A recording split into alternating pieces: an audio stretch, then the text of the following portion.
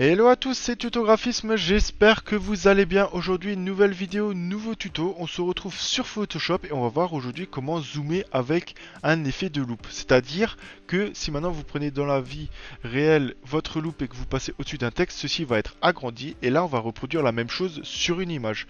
Je vous avoue que ce tuto n'a pas vraiment un but concret si ce n'est qu'épater vos collègues ou alors vos professeurs, puisque il faut pas oublier que le graphisme, on est aussi là pour s'amuser en apprenant.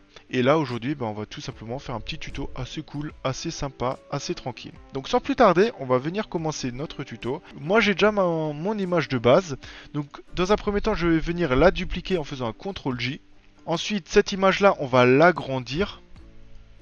On va la placer exactement au centre. Il nous faut quand même une cohérence entre l'image de base et l'image agrandie. Ensuite, je vais la renommer en agrandi, comme ça je sais laquelle est laquelle. Je vais prendre ma petite loupe en faisant CTRL-C, CTRL-V. Je vais venir agrandir ma loupe. Je vais enlever le blanc qui se trouve autour de ma loupe.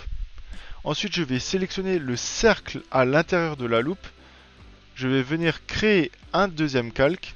Et là, je vais faire Alt Supr. Donc là, il y a un cercle noir qui s'est formé à l'intérieur de la loupe. Notre image qu'on a agrandie, on va venir la placer au-dessus des deux calques.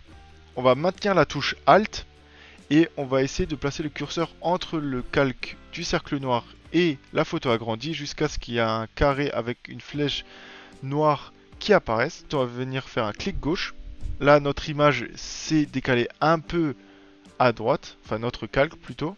On va venir lier le cercle noir avec la loupe pour qu'ils fonctionnent ensemble. Et là, vous allez voir que si on bouge la loupe, on a cet effet de zoom, d'agrandissement. Donc qui est plutôt cool, plutôt sympa.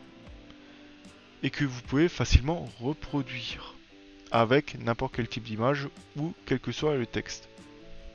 Et voilà, j'espère que ce tuto vous aura plu. On se retrouve à très bientôt pour de prochaines vidéos. Ciao tout le monde!